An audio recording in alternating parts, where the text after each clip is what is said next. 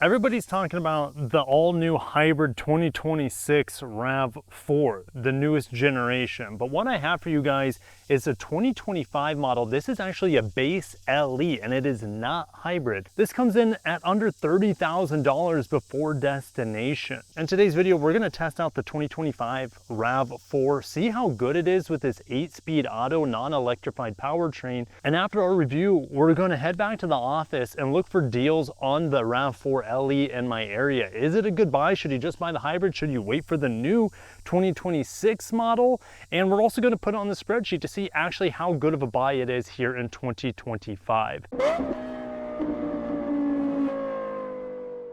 A special thanks to Southeast Toyota and Germain Toyota of Naples giving me this review sample for today. Underneath the hood of the 2025 RAV4, we have a little prop stick here. We have a 2.5 liter 4-cylinder engine. This is actually the same sort of engine we see on the hybrid variants. However, unlike the hybrid that has 219 horsepower, this has 203 unassisted horsepower. It is mated to not an ECVT like we see in the hybrid. It is mated to an 8-speed auto. So this model marks the last opportunity to get a RAV4 with the traditional automatic transmission. Now I'm seeing 32 miles per gallon this week taking my kids to school. That's actually a lot better than I was expecting. The hybrid should reel in around 40 miles per gallon.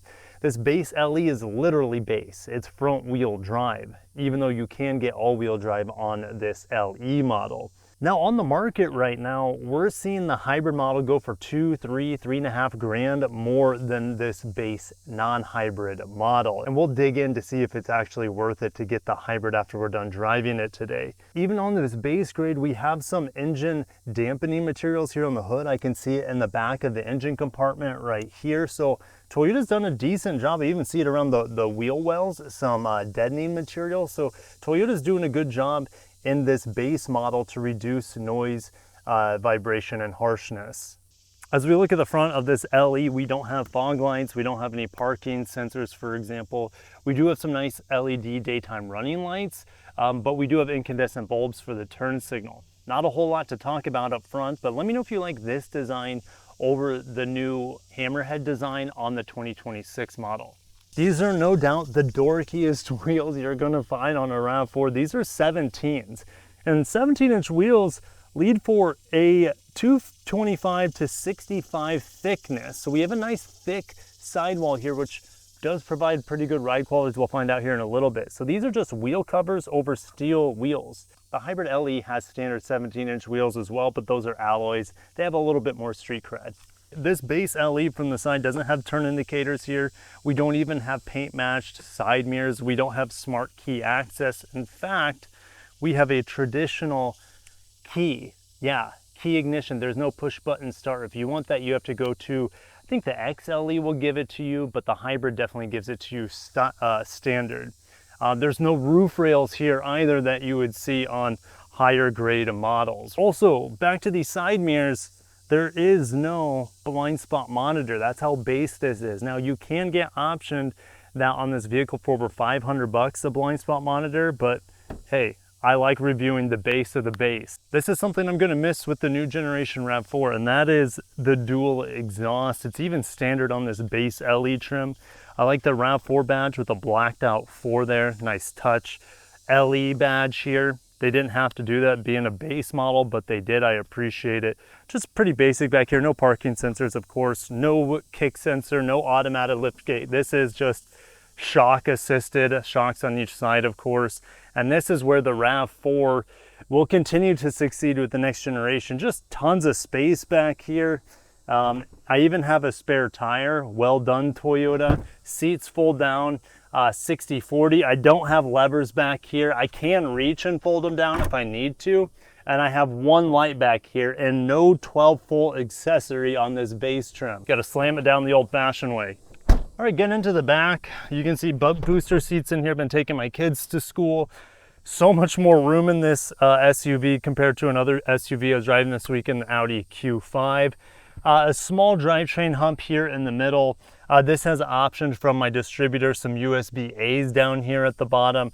Vents, even standard back here on the LE grade. And I like this. I forget what the trim is. It's not the gray, it's not the black. We have this tan, I'll just call it tan. They have a fancier word for it, like Portobello, or I'll put it what it is. Anyways, I like the two-tone. It's black and caramel, essentially. It looks really, really nice. And even though this is hard touch, at least it's not just black hard touch plastic here on the door. The armrest is soft over there. Soft back to the seats. These cloth seats have a nice little diamond pattern to them as well. I do have a fold down armrest, tons of headroom, and it helps that I don't have something like a moonroof or a pano sunroof in here. And these seats do recline at 2 different settings. And it's just been an extremely practical back seat for little kids this week. Got like that switchblade key to put it in. You don't have to put your foot on the brake to start it, which is kind of cool. A little intro screen with the RAV4 7-inch screen here. Optional is that big 12-inch screen. And here's that 7-inch screen. Apple CarPlay, Android Auto is standard here, and it is wireless. It's working out of the fanny pack right now. The interior of this RAV4, I am extremely pleased with. And no, it doesn't have the highest materials or the most technology or features, but it's just been fantastic to live with this week. But let's start with the things that is really kind of exclusive to this base grade. I don't have automatic headlights. I have to turn them on when I take my kids to the school in the morning, which is just a twist here of the stock. No big deal, to be honest, but it's something you have to get used to because I can't think of the last time I was in a car that didn't have automatic headlights. The windshield wipers, and I do have one on the back, and it does have like I can push it forward and it'll clean the back. There it goes. And it does have, you know, cleaners on the front. Really quiet, really smooth windshield wipers. Anyways, it does have an intermittent setting, let alone an automatic, but it does have an intermittent setting, but it's not adjustable. All right, so it just kind of has its own preset. Think of it as this is the low setting, then there's a medium setting, which is labeled as low, and then there's a high setting, all right? So you're not gonna have adjustment for your intermittent setting, all right? The climate control might be the most basic thing I've seen in a while. I think the SR5 4Runner had similar climate control. Now, when you upgrade to something like the XLE or even the hybrid LE, they give you dual zone automatic climate control. There's nothing automatic about this. I have this big dial on the left for fan speed control, and I have this big dial on the right for temperature control, but it doesn't tell me the actual temperature. It's just either hot as hell, cold as hell, somewhere in the middle, all right?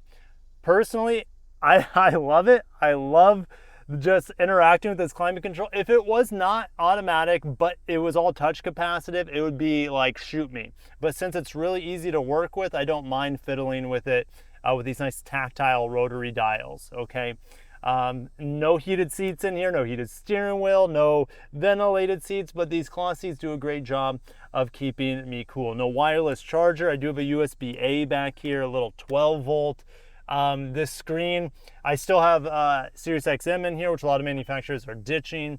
And of course I say that I have wireless Apple CarPlay and wireless Android Auto, and then now it's not working for the review, but I haven't had that issue the rest of the week. I still have 2 USBs under here for additional charging, actually a little felt lined bottom piece as well. A little storage compartment here, soft touch on the dash. You can tell it's all plastic, but it feels good. We also have a glove box here, just plastic line, nothing crazy. The traditional shifter, which I think there's one grade in the new RAV4 lineup for 2026 that will have a traditional shifter. Plastic steering wheel, it's not leather wrapped, but I do have real physical buttons. And so while I don't have something like blind spot monitor, because it is optional on this grade, I still have radar cruise control, lane keep assist, that sort of thing. So the safety features are good on here. I do have analog gauges outside of my digital speedometer area. That's for my tachometer, my fuel gauge, as well as my coolant temperature. Volume knob here, also real functional. I don't have an auto dimming rearview mirror. I do have a sunglasses holder though, and like I mentioned, no sunroof. AC this week, look at the placement of the vents. Absolute perfection, nice and high. The new RAV4, I think they dropped them down to make room for bigger screens. Don't know how I feel about that, but wait for my full review.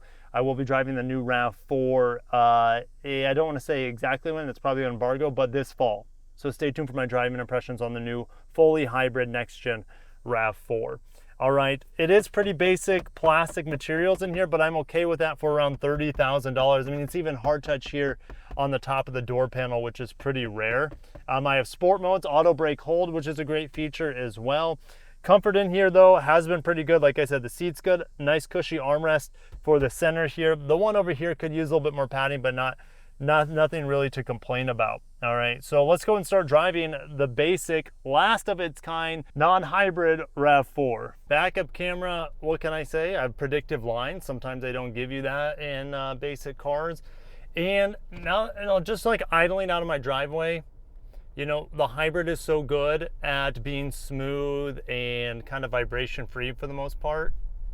And this 2.5 liter at low speeds, and when you're not pushing it, it's very, very smooth. The idle, as I come to a stop, just sit in my driveway, like, you have to take off the start-stop engine feature because it is really rough in here.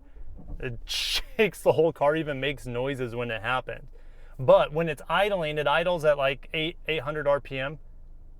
Very smooth for a 4-cylinder. Now, visibility in the RAV4 doesn't change whether it's hybrid or not, and it's fantastic here. Now, the 17-inch wheels have provided, like I said, better ride quality than I was expecting in this RAV4. Is it luxury grade? No, but it is, I mean, it's less harsh than probably, you know, the XLE Premium, which they put 19s on this RAV4, you know, on the upper grades, and that's really going to take away from ride quality. I like this not so aggressive approach here, just like I do on the Camry LE. So I hit into the brakes there. You know, the vehicle stops fine, but after coming out of something like an Audi Q5, which had super touchy, aggressive brakes, this is just, you know, it's got tons of travel on the brake pedal. It stops fine. It's just not, you know, it's not what you would want on a racetrack by any means. Most people are not going to care as long as the vehicle can stop predictably, and it does. Okay, we have a little break here. We're going to do a 0 to 60. And the 0 to 60 here it should be probably around 8 seconds is my guess. I'm not even going to sport mode. Front wheel drive burnout. Okay, it might be closer to like 9 seconds now that I'm feeling it. All right, 8.43. All right, a little front wheel drive burnout there. 8.43, 0 to 60, and about 9 flat, 0 to 100 kilometers per hour. That doesn't tell the whole story. I keep bringing up the Audi Q5 because I also reviewed it this week. The Audi Q5 had a 0 to 60 that was like, I don't know, 6.5 seconds, something like that. And this RAV4, while 0 to 60 isn't impressive at 8.4 seconds, in daily driving, it is way better than actually the responsiveness than the Audi Q5. And that was like a $60,000 vehicle. What do I mean by that? Well, something that the new generation is not going to have is this 8-speed auto. So if I just put my foot mildly down, 2 downshifts, you feel them both and it just goes. And I'm not full pedal, that's just half pedal, and that's a normal mode. I don't have to fiddle with the driving modes to get this vehicle to perform like I want. I drove another vehicle about a month ago, and that was a Hyundai Tucson, and that was the gas model, which has an 8-speed as well. That thing was a turd. Lack of a better term for that. It just never wanted to pick up and go unless your foot was all the way down. This is very decisive, knows exactly what I want the car to do, and it does it. Very snappy 8-speed auto, really impressive powertrain as I get back into the brakes. Lots of travel on the brake pedal, but it does what I expect it to. Let's throw it in the turn. This vehicle handles better than I was expecting to. That is for sure. Now, it doesn't feel as good as a CR-V. It doesn't feel as good as like a CX-5 or CX-50 in the turns. The steering is a bit light, but honestly, I'm a big fan of the handling in here. The overall performance, like, it brakes fine. It handles better than I thought. The acceleration and the peppiness of the powertrain is way better than I was expecting, and way better than what I'm getting in most modern cars nowadays. I feel like Toyota didn't have to completely neuter the throttle response in this because they have so many hybrids in their lineup to kind of balance out their CAFE ratings. Now Cafe's kind of thrown out the window, so I'm hoping a lot of the other competitors that have neutered the throttle response on their cars, they can fix it, but I'm not going to get my hopes up. Like, this drives better. It's not as quiet or as smooth as the $54,000 Murano that I also tested last week. All right, even though this is down on power versus a Murano, it's way more enjoyable to drive from a driver's perspective. I can't believe how good this powertrain is just for the average driver. It's snappy, responsive, reacts to what I want it to do, and I'm getting 32 miles per gallon and still getting good performance. Well done, Toyota. But this is the last of its kind. All right, so what happens next is, well, honestly, would I prefer to have a hybrid? And the answer is yes, if money was no option. We don't know what the new RAV4 is going to start selling for. If they can come in at under $30,000 like this model is, then it's just they're going to break the market, because the demand for the Toyota RAV4 hybrid is much higher than this. All right, and that reflects on the sort of selling prices I'm seeing, especially in my area.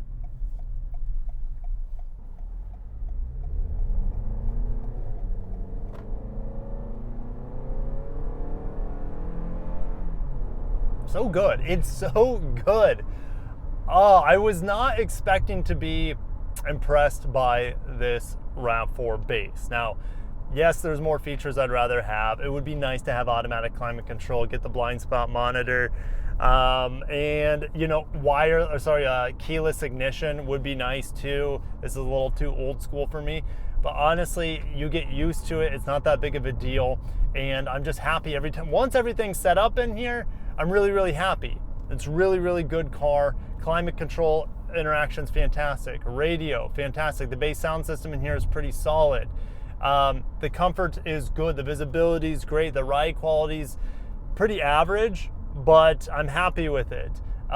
You know, and I think the ride quality is going to be better than what it would be with the higher models with the larger wheels. You know, I will say it's not the quietest car. I don't get that much road noise, but I do get, once I'm over 50 miles an hour, I start hearing the wind on this. This doesn't have dual pane glass or anything like that. All right, but I have a feeling that the new RAV4 is going to be even quieter than this, especially that it's helped out by, you know, being that it's a full hybrid. They you know, focus on reducing all that engine noise, in which, yes, I do have engine noise here, but I don't care. Like, I think it's kind of charming, and at least it allows me to have some connection with this vehicle. All right, so let's go back in the office. I even have you know, if I barely push on the blinker, it gives me a triple blinker, which I love. I wish I had that in my minivan, my old Sienna minivan. But let's head back into the office. Let's talk about the LE RAV4. Let's compare it to the hybrid. And let's talk about if it's a good buy here in 2025 as we get ready for the 2026 redesign. Looking at base RAV4 non-hybrid LEs in my area, you can get them for under $30,000. That's even including the destination. Now, that's assuming you can get it for these prices. Hopefully they don't, you know, do the shell game, the smoke and mirrors with you at the dealership, which is entirely possible. But for under $30,000, if you can grab one of these, absolutely consider it. I'm not saying it's an instant buy, because we have the new hybrid, or should I say the new generation full hybrid coming. Now, the new generation hybrid will have an optional front wheel drive option I keep saying option, to reduce prices. Currently, the RAV4 hybrid is only all-wheel drive, which keeps the prices quite high. So let's just say $30,000 is what you could get these things for, all right, or a little bit less. But the problem is that the RAV4 also comes in a base hybrid, and for 32 grand, in some instances about 33 grand, is it worth let's just say it's a $3,000 price increase, sometimes more, to get the hybrid? And the answer is it's probably not worth it just from a fuel cost. So let me show you the math I did. And if we look at what it costs to fuel these things for 12,000 miles a year, the hybrid only comes out $225 ahead, assuming it's $3 gas, all right?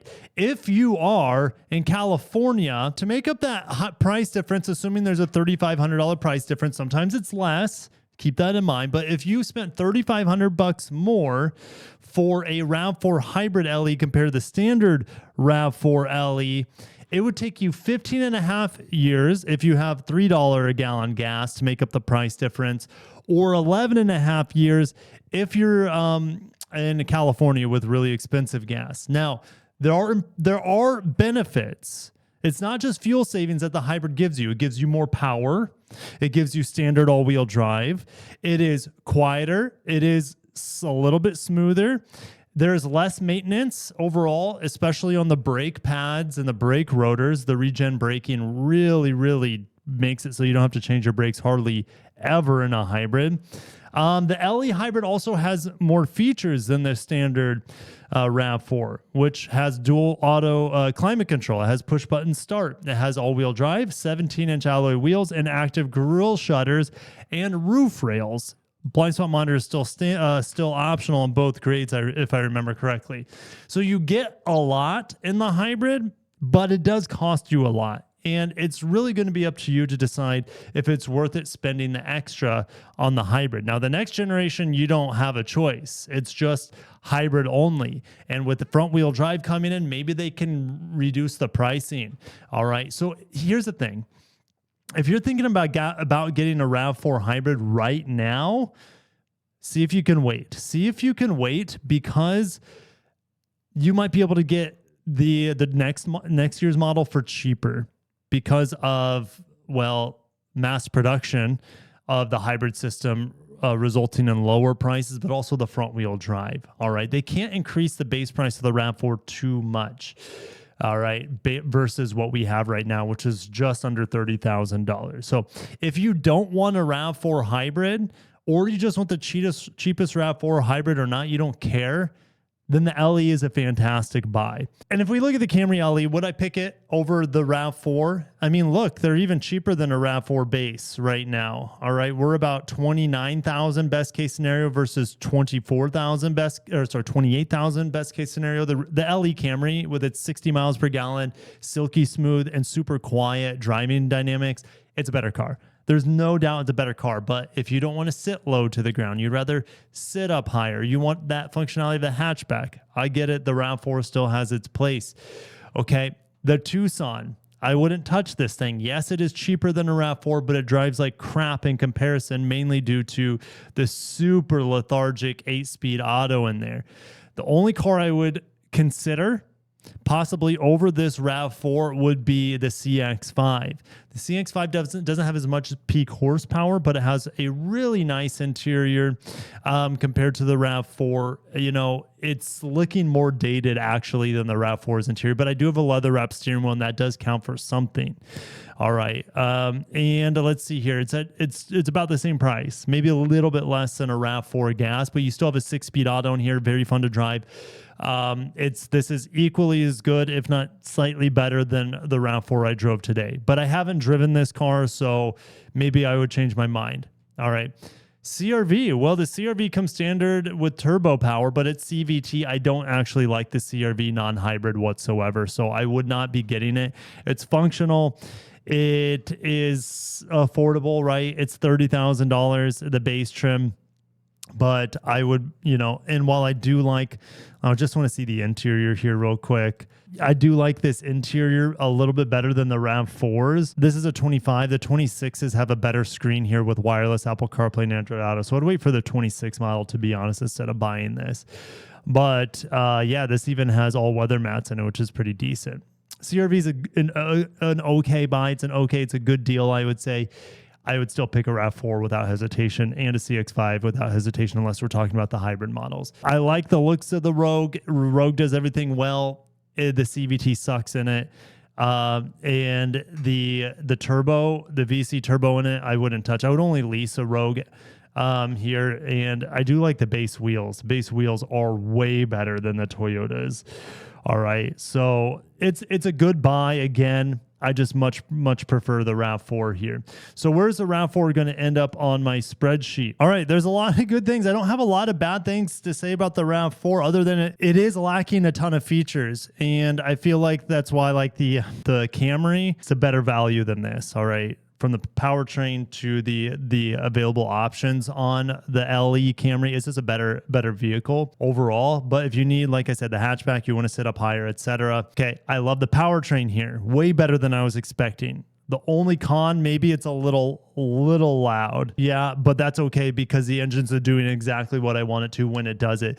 Most of the time, the engine's very quiet unless your foot is buried. Okay, so I think it's a good value. It's the last of its kind. If you don't want a hybrid RAV4, go ahead and get it. Snap it up. It's a good vehicle.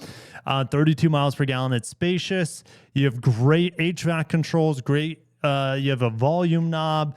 Wireless Apple CarPlay, that sort of thing. The AC was top tier. Incredible air conditioning, insanely cold and easy to work with. Okay. So where does it fall? And this has been a struggle for me. I actually enjoy driving it. So it's not a pay me to drive. Is it a fire sale only? And the answer is absolutely not. I think it's worth its MSRP. Is it a solid buy? At the very minimum. Is it as good as the Camry or 4Runner? In my opinion, no. And this is the base 4Runner I'm talking about here. And this is the base Camry. Okay. I would say all trim levels of the Camry are S tier. The LE is just the sweetest deal of them. It's the best value. The 4Runner SR5 is the best value for the 4Runner lineup. It's the only one that I can recommend. The rest of them are too expensive because the price hikes with this generation are just astronomical outside of the SR5 trim. Can it land up here? And the answer is no. It's not S tier. So it's in between A or B. Where is it going to fall? I have to look at these models within B. And when I'm looking at the models within B, do I enjoy it more than a Honda Pilot? Yes, but that's a different sort of vehicle. Is it better than a Volkswagen Taos? And the answer is yes. CX-30 Turbo, it's a much better value than a CX-30 Turbo, but it's, again, not the same class. So the only vehicle I've tested is within the same class recently would be the Hyundai Tucson Gas, and it's far superior to that. Does that firmly put it into A tier here? There's nothing about it that gets me like hot over it. The Camry LE, I like the Camry styling. I like the miles per gallon on it. That turns me on, and the value is so good on it.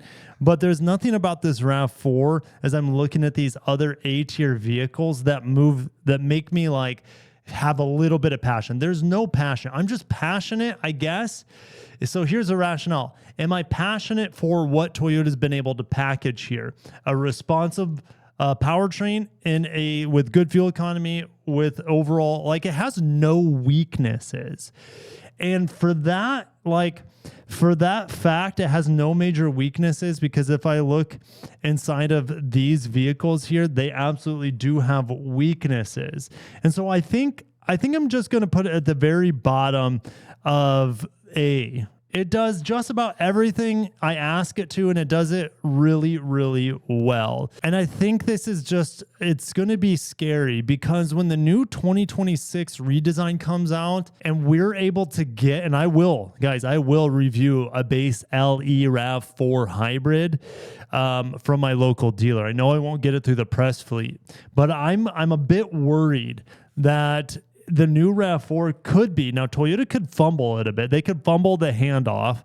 They could price it too high. They might not be able to get the same sort of improvements as the Camry saw. I don't see why they wouldn't with this new generation, but the Camry took a cheap Econobox sort of experience, and they made it Lexus-like without jacking up the prices. It's insane how good the Camry is. So if Toyota's able to sprinkle in that magic with this 2026, it's going to be S easily. It's going to be S easily, as long as they don't overprice it. So I'm really pleased with the RAV4 I drove this week. It is a good buy. It's actually an excellent purchase, because it just does everything so well. And I'm so disappointed by so many cars I drive nowadays because of the ridiculous nerfing they do to the powertrains and the transmission logic.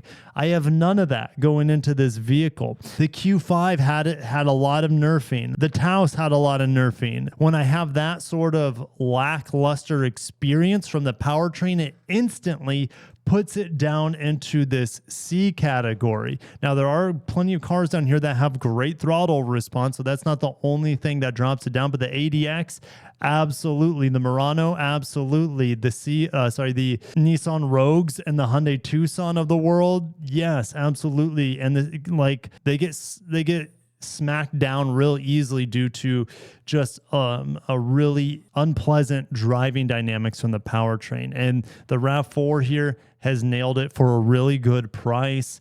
Let me know if it's just too stripped out. I get it. You know, it's funny, it has automatic high beams, but it doesn't have automatic low beams, meaning you still have to turn on the lights manually. It's just, you know, it's a little too stripped down. And I think that the new RAV4 hybrid is going to remedy that. It's going to be a push button start, more than likely. All right, I don't know 100% for sure. I don't think it'll be key ignition. I think it'll be push button start, just like the base RAV4 LE hybrid is. And blind spot monitor will be standard. Okay, so you're going to get more standard features. The price is the big question mark on the new RAV4, as well as can they nail that magic like they did with the Camry? And I think they will, but I don't want to get my hopes up too high. With that being said, thank you guys for watching. Also, special thanks to Southeast Toyota and Germain Toyota of Naples for allowing me to review their cars, and they don't have any issue with me telling it how it is. If this car sucked,